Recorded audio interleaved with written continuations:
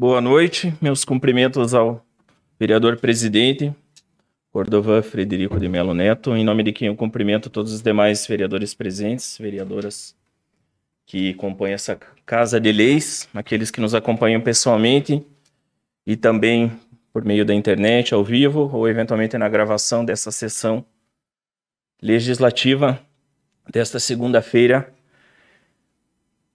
Presidente, amanhã nós temos o dia 18 de maio, que é a data alusiva ao combate, à exploração e práticas de violências contra crianças e adolescentes. Essa será a fala de hoje por meio do convite elaborado por esta Casa de Leis, por meio da sua presidência.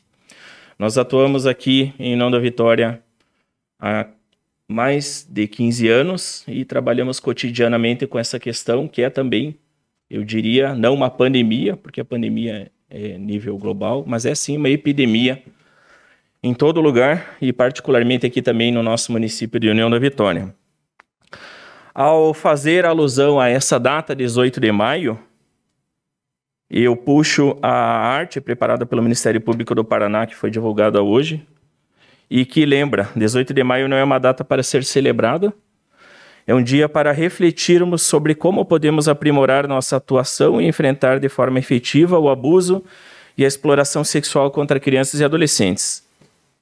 Também é uma oportunidade para pensarmos sobre estratégias para proteger as vítimas e responsabilizar os autores destes crimes.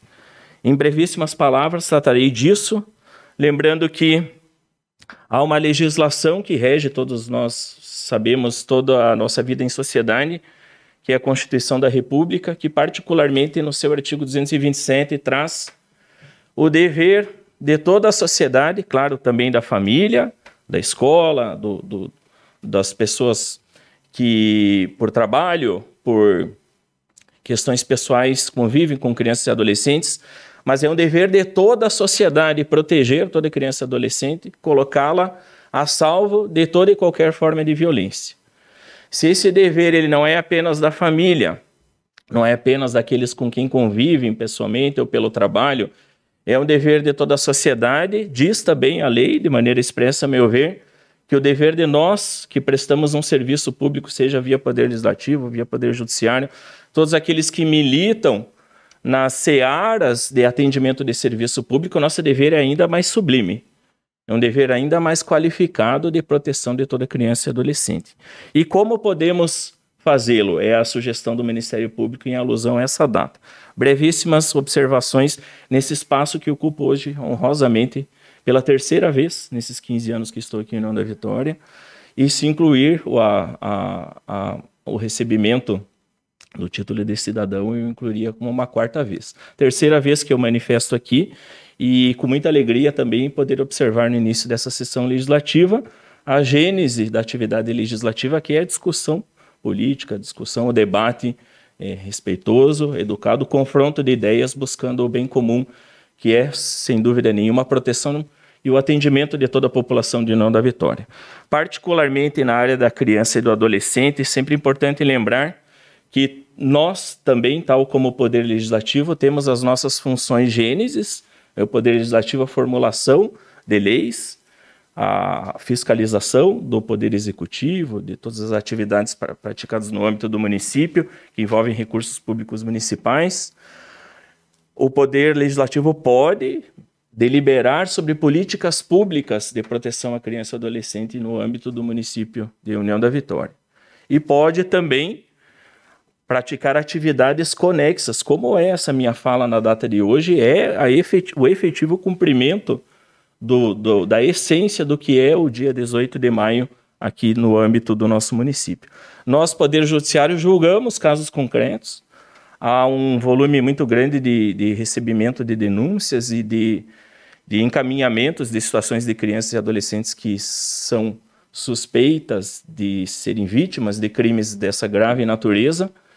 Nós formatamos um projeto que chama-se Projeto Confiar, que é uma criação de um fluxo de atendimento aqui no âmbito do município, dos municípios do arredor, que é composto que compõe a nossa comarca de União da Vitória, E mais do que a criação do fluxo, antes mesmo do advento da lei federal que criou o chamado depoimento especial, que é uma escuta dessas pequenas vítimas por um meio mais respeitoso, mais qualificado, não dentro de uma sala de audiência, com pessoas trajadas formalmente, a maioria homens ainda, a maioria das vítimas, crianças e adolescentes meninas.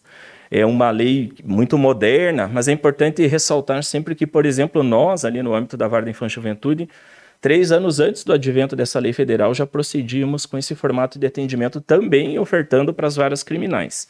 E há mais de uma década, ouvimos crianças e adolescentes fora da sala de audiência, por meio de profissionais de psicologia que se especializam para não praticar a chamada revitimização, ou seja, questionar a pequena vítima sobre os possíveis abusos que ela sofreu. Muitas vezes nós podemos estar replicando uma nova situação de violência e de abuso. Falarei rapidamente sobre isso na sequência. A formatação, portanto, do nosso projeto, ele já são essas atividades conexas, além do atendimento dentro de um processo judicial protetivo, em que eu posso deliberar, o juiz de direito pode deliberar, representando o Poder Judiciário, um afastamento do suposto agressor de maneira cautelar até que se elucide o caso, pode encaminhar e deve encaminhar para a vara criminal para que seja apurada a sua conduta de acordo com a responsabilização criminal, pode vir depois uma pena de prisão imediata, uma pena de prisão na condenação, pode deliberar que, como foi falado agora, um projeto de lei que será discutido hoje, deliberar os encaminhamentos necessários ao trabalho terapêutico para que aquela pequena vítima possa eventualmente, dependendo da idade, ser trabalhado com ela, que aquelas informações do grave, violência que sofreu, fiquem para trás, eventualmente se trabalha até com esquecimento, ou se isso não for mais possível, que se minimizem os danos, certamente os graves danos decorrentes das práticas de violência que aquela vítima sofreu. Mas, a par disso, podemos e devemos também, no cumprimento do artigo 227 da Constituição Federal, rememorado no início da minha fala, que é replicado de maneira mais detalhada e minuciosa pelo conhecido Estatuto da Criança e do Adolescente, nós podemos e devemos também buscar atividades anexas àquilo que promovemos. E uma delas são as falas públicas e os projetos de cidadania que exercemos via Sejusc, que é uma outra área do Fórum que não a Vara da Infância, Juventude e Família, que não a Vara da Criança e do Adolescente, é um setor de cidadania do Judiciário.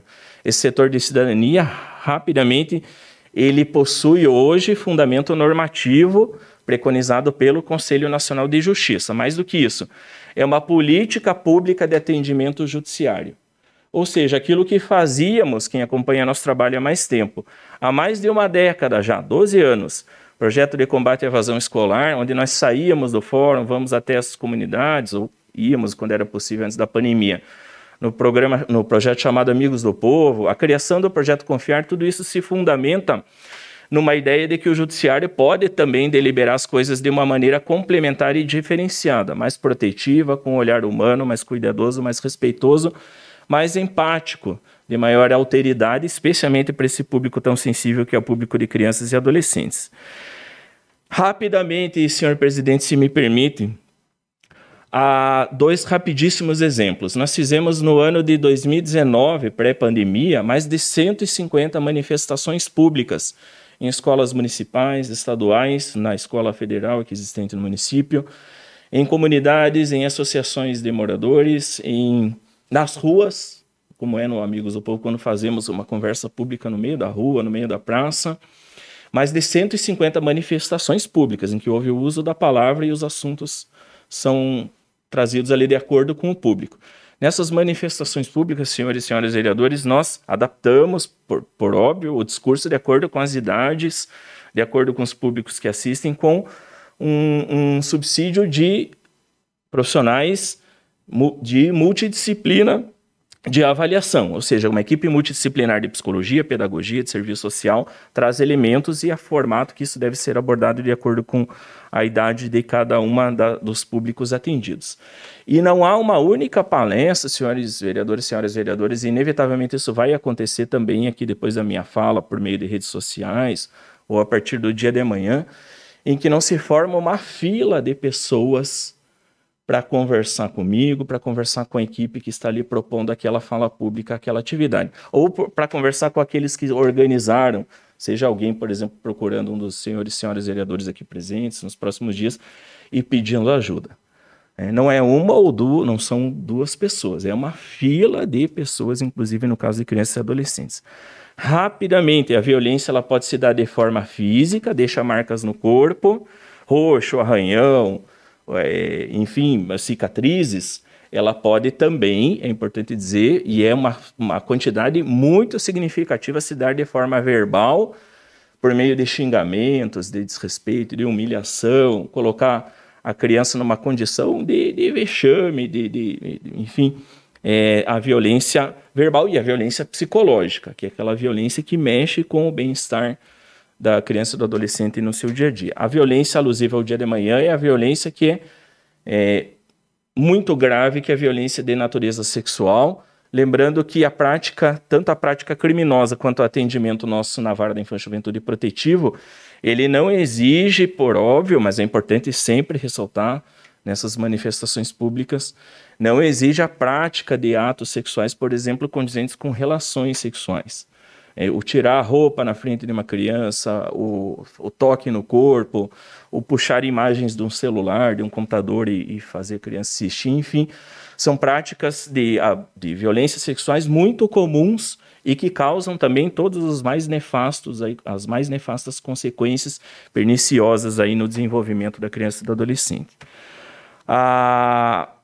É importante que todo pai e mãe que assiste, todos nós temos um contato independente da maternidade e paternidade com crianças e adolescentes no nosso dia a dia, por meio de familiares, filhos de amigos, enfim, que sempre se tenha um olhar atento para mudanças de comportamentos.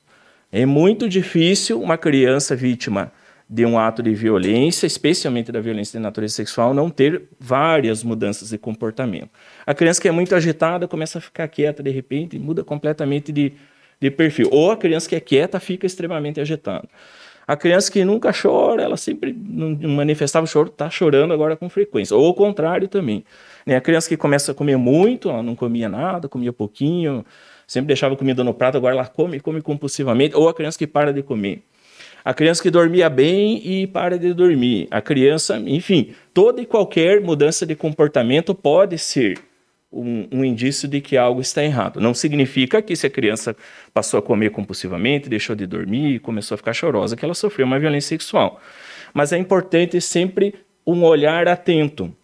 E como que nós, leigos, porque eu não sou psicólogo, não trabalho na abordagem de crianças e adolescentes vítimas de violência sexual diretamente, um profissional de psicologia que estuda e se capacita para isso faz, como que nós vamos averiguar isso com o filho, muitas vezes com a sobrinha, com o primo, com as pessoas que estão próximas de nós e que exista uma suspeita, se colocando à disposição, conversando abertamente. Em poucas palavras nós podemos dizer, eu estou aqui, sou seu tio, sou seu pai, sou seu irmão, sou seu professor e estou à disposição. Se tiver algo de ruim acontecendo com você, se alguém praticou algum mal, eu estou aqui para ajudá-lo. Se for preciso guardar segredo, se alguém pratica ameaça, se alguém falou que vai fazer coisas ruins, se você contar, é para isso que eu estou aqui. Para ficar ao seu lado, para lhe dar as mãos e ir caminhar junto com você para pedir ajuda. Isso tem um efeito muito significativo nas vítimas que estavam aguardando alguém se aproximar e fazer esse tipo de abordagem simples, em poucas palavras, para que ela pudesse fazer o pedido de socorro e ter um mínimo de segurança de que aquele que pratica os crimes de violência sexual não vai fazer um mal pior, igual, pior, enfim, depois que é o que é propalado pelo abusador. Né? Se contar, eu corto sua mão, eu coloco fogo na sua casa, eu mato sua mãe. São as frases muito comuns nos relatos de crianças e adolescentes vítimas de violência sexual. E o que acontece é que, via de regra, a violência repete e na grande maioria dos casos, ela vai se tornando pior, mais grave. E o prejuízo, nem precisa dizer, cada vez de mais difícil reparação ou até irrecuperável o prejuízo para a criança ou adolescente vítima. 2 exemplos para fechar, presidente. Quando há, por exemplo, uma palestra sobre violência contra a mulher, é uma fila de mulheres para falar no final. Quando eu falo sobre violência sexual contra a criança e adolescente, também forma fila de adultos. e a maioria mulheres, que são mulheres que vão relatar na idade adulta com 20, com 30, com 40, com 50, com 60 anos, uma violência que sofreram quando eram crianças e que nunca tinham contado para ninguém na vida delas. Muitas delas sequer contaram para o marido, para o companheiro, para a mãe, para o pai, para os filhos, enfim. É muito comum isso. É assustador a quantidade de pessoas adultas que convivem com algo tão grave no íntimo delas e não tiveram nunca uma oportunidade de contar. Claro que daí nós procedemos com diversos encaminhamentos e orientações. Temos como ajudar a pessoa a trabalhar com isso para frente, para ter um respiro e poder trabalhar a saúde mental para diante. No caso de crianças, é assustador da mesma forma. Eu falo desde crianças pequenininhas, de 4, 5 anos, é uma abordagem de 5 minutos, quem tem filho pequeno já trabalhou nessa área sabe. Se passar de 5 minutos dispersa, sai correndo, etc. E a figura do juiz, ali no imaginário que é criado pelos professores ali antes da nossa chegada, prende por poucos minutos, né? Daqui a pouco dispersa. Se vai aumentando a idade, a abordagem é um pouquinho mais demorada, um pouquinho mais de detalhes que possam ajudar a elucidar e especialmente ajudar nesse pedido de socorro.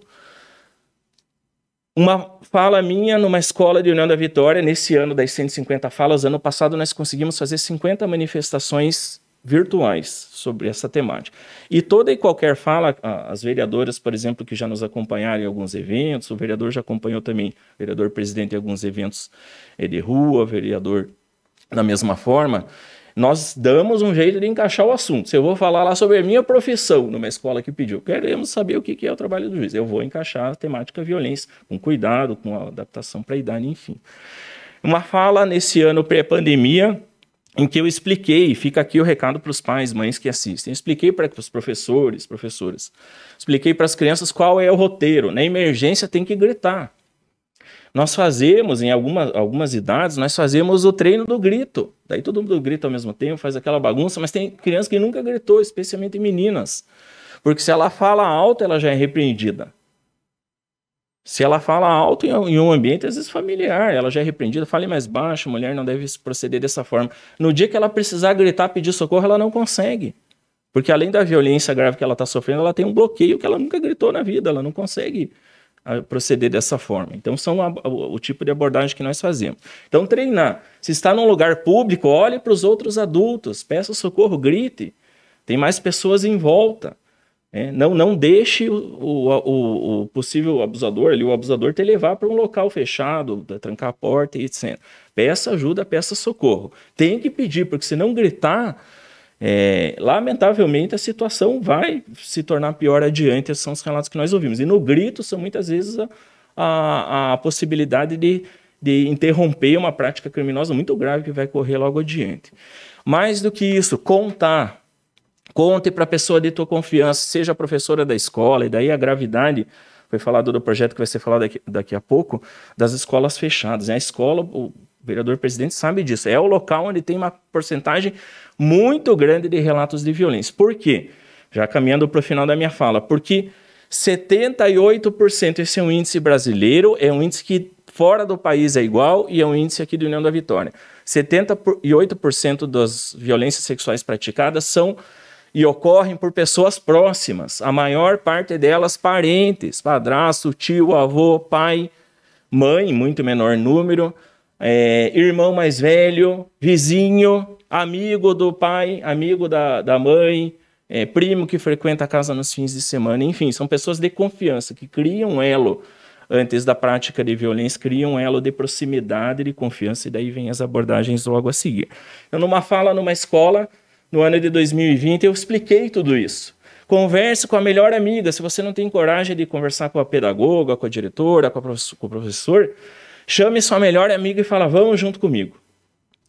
E há 2 anos atrás eu estava fazendo essa palestra, começou a pandemia em março do ano passado, ali por volta do mês de abril, o fórum já tinha fechado, aquele espécie de lockdown que ocorreu ali no começo, e eu estava lá na Vara da Família trabalhando absolutamente sozinho. Eu e o vigilante apenas estávamos ali no prédio da Vara da Família. E veio um contato de um conhecido que trabalha numa igreja local e falou, juiz, tem uma menina que é filha de um casal que frequenta a nossa igreja e ela recebeu um relato de violência da melhor amiga. O que eu faço?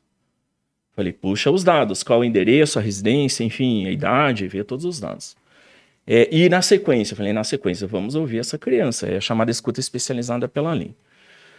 Vejam, ela contou para a melhor amiga, que daí sabia que tinha que contar para um adulto, não pode guardar segredo, ainda que a vítima peça. Ela pede para guardar segredo pelo medo, mas o contar para alguém é o pedido de socorro dela, é o pedido de ajuda, ainda que ela não diga isso expressamente. Então essa menina, ela contou para os pais. E aí nós acionamos de emergência o conselho tutelar, que foi na casa dessa criança de 9 para 10 anos, e resgatou-a. Ela saiu correndo, entrou no carro do conselho, entendeu o que estava acontecendo, porque ela tinha contado um dia antes para a melhor amiga dela. E o conselho levou ela para o fórum, já tinha uma psicóloga da nossa equipe à disposição ali para fazer esse primeiro acolhimento e a chamada escuta especializada ali, que é anterior, depois daquela parte de judicial. Eu peço sempre para ter o contato, às vezes visual, às vezes fazer uma rápida fala, me apresentar para as crianças e adolescentes. Ela já estava de máscara, porque era abril do ano passado. Quando ela entrou na minha sala, e estava eu ali sozinho, não estava vestido de roupa de trabalho, como eu digo, ela entrou na minha sala, baixou a máscara e abriu um sorriso quando entrou na minha sala. Porque aí ela lembrou da história que eu tinha contado na palestra, na escola dela, e que ela usou aquele fluxo, entre aspas, que eu sugeri na escola pro caso dela. Ela seguiu a risca, ela contou para a melhor amiga contou para os pais e ela conseguiu receber aquele pedido de ajuda. Essa menina era desde os 3 anos de idade violentada sexualmente pelo padrasto, marido da mãe dela. A pessoa que ela nunca mais vai precisar ver na vida dela a partir daquele pedido de socorro. Um segundo e último caso para encerrar minha fala. Numa escola, fui falar com as crianças ali do começo ali do ensino fundamental, crianças de 5, 6 e 7 anos. Uma escola de um padrão socioeconômico já um pouco mais alto. Nós falamos com todas as escolas, em todos os espaços públicos em que somos convidados. Terminada a minha fala, uma criança de 7 anos se aproximou da minha mesa, ali isso já é feito com muito cuidado, de maneira reservada, sem expor ninguém. Olhou para mim e falou, juiz, você falou sobre abuso, eu fui abusado. O que dizer? Isso pode acontecer com qualquer um de nós, então é importante treinar, né? Se coloca à disposição, não faz perguntas. E quais são as perguntas? Aqueles que assistem essa gravação depois ou estão acompanhando ao vivo. As perguntas são o seguinte, você já contou isso para alguém antes? Aí vem um parênteses, um relato assustador. Muitas dessas vítimas já contaram para a mãe, que não acreditou, já contaram na escola e ninguém deu bola. É muito comum, lamentavelmente.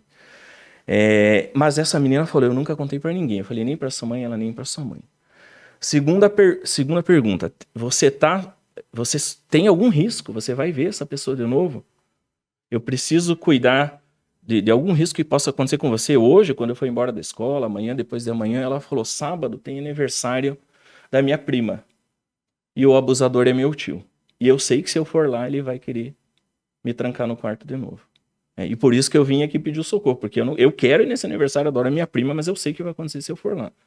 Então vejam, ali coincidiu, né? Era uma menina de 7 anos de idade que sequer tinha contado a violência, uma violência horrorosa, que esse tio já tinha praticado mais de uma vez com ela. A primeira vez na vida dela contou para um homem que fez uma fala de menos de 10 minutos na escola dela, que estava vestido com essa roupa aqui, que ninguém está acostumado a ver, né? Que nós, homens aqui, estamos presentes. E ela foi lá e me contou, e começou a contar em detalhes, e aí tem todo um preparo também. Olha, não precisa contar exatamente o que aconteceu agora. Eu já entendi, eu vou te ajudar, dar segurança para a criança, eu vou contar para pessoas que trabalham com isso e nós vamos te proteger. Esse é o fecho da fala. É isso todos nós devemos nos preparar para fazer. Não chorar, não manifestar raiva, não xingar ninguém, tomar um controle depois, se for o caso, sai lá para outro quarto, aí desaba no choro, dá o desespero, grita, mas não fazer isso na frente da criança, né, que isso pode também causar uma revitimização muito grave. Enfim, brevíssimas palavras de um assunto tão sério, e parabenizo mais uma vez, senhores vereadores, senhoras vereadoras, aqui pela abertura desse espaço para falar de um tema tão importante, que é a data da manhã. Obrigado pela manifestação do convite. Nós precisamos falar sobre isso, dessa maneira, né? Claro que postar uma arte na rede social é importante também, sem dúvida nenhuma. Lembrar do assunto, tudo isso traz à tona o debate público sobre o assunto, mas especialmente saber como lidar nessas questões cotidianamente, como fazer, como proceder, orientar, conversar com os filhos. Não basta falar uma vez com a filha. Filha, se acontecer alguma coisa, conte para a mãe ou conte para o pai. Eu estou aqui. Uma semana depois, a criança não guarda. A criança tem aquela memória dos fatos recentes. Ela já foi para aula 3 vezes, agora é aula online, ela já brincou, já fez isso, já assistiu TV. Já é um assunto que ficou para trás. Tem que falar de novo. Filha, lembra que eu falei uma vez para você, se acontecer qualquer coisa de ruim algum dia na tua vida, conte para a mãe. Até chegar aquele momento que o filho fala, chega, já deu, já entendi. Aí está começando a funcionar, porque aí ele vai guardar. No dia que ele tiver na insegurança, na dúvida, no medo, no terror de contar para alguém de um ato tão íntimo, tão bárbaro, que é o contar para alguém é uma humilhação também, sem dúvida nenhuma, mas ele vai ter a coragem porque ele sabe que a mãe toda semana, ou todo momento que era possível dialogar, falava, eu estou aqui, confie em mim. E cabe a nós, aí para fechar, dar crédito à palavra da vítima. Tal como na violência contra a mulher, caso de criança e adolescente, dar crédito à palavra da vítima. Falo em outras palavras aqui para quem nos assiste. Acreditar, não colocar em dúvida, não fazer juízo de valor. Deixe que um especialista, depois da nossa equipe no fórum, um psicólogo, enfim, vai averiguar, elucidar o que está acontecendo. E se tiver algum dia lá alguma informação que não condiz com a verdade, também descobrir por que a criança contou um fato tão grave. Porque isso também, ela pode ter sido vítima de um outro tipo de violência, como, por exemplo, forçar, inventar alguma coisa. Mas, enfim, a porcentagem é de mais de 90%, cerca de 6%, né, fazendo o número ao contrário, dos números que chegam à busca da elucidação criminal, eles não se confirmam diretamente. Não significa que é uma inverdade, não significa que não aconteceu, né? Ou seja, é um índice muito alto de confirmação. Nós temos no projeto Confiar, nós viramos no começo desse mês 1.000 crianças e adolescentes ouvidos aqui na nossa comarca. Atende, claro, os municípios do entorno. É um projeto que ele não tem nem 5 anos de vida, ouviu 1.000 crianças, senhores vereadores, com índice de 90% de confirmação. Acontece em todas as classes sociais, em todas as regiões do município, nas melhores famílias, a família da pessoa que frequenta a igreja, que ajuda todo o bairro, que é o sujeito gente boa, que todo mundo adora, pode acontecer também. Então, crédito à palavra da vítima é a última informação. Eu falei demais, me perdoem, eu falo bastante, mas é um assunto tão importante. Eu fiquei tão contente por ter recebido esse convite e poder falar disso. Os senhores vereadores e vereadoras não imaginam a quantidade de pessoas que vai procurar depois de assistir essa gravação, ou alguém que vai ofertar esse espaço de escuta e crianças que nós vamos salvar a partir dessa fala de hoje. Os nossos contatos, a rede social Facebook, Vara da Infância e Juventude União da Vitória, ou mais simples, Sejusc União da Vitória. Instagram, Sejusc União. Quem procurar pelo meu nome também, Carlos Mattioli, eu respondo todo mundo. A vereadora Thaís sabe, ontem me ligou lá uma mãe, ela apresentou e falou, doutor, eu tenho 3 situações. Eu falei, vamos para a primeira então. E as 3 eram muito graves, inclusive. A senhora que procurou ontem, uma delas a gente já elucidou ontem, eu estava no plantão, pude elucidar ontem, as outras 2 foram encaminhadas hoje. Então eu atendo todo mundo, podem procurar Carlos Mattioli, 2 T's ali no final, tanto no Facebook quanto no Instagram. E-mail menos gente usa, mas rede de ajuda sejusc@gmail.com também é uma forma de contato. Parabéns pela discussão legislativa que vimos hoje aqui, por se preocupar com essa temática, representando inclusive a mim, como eleitor aqui em União da Vitória. Fico à disposição de todos e determino um ótimo segmento dos trabalhos.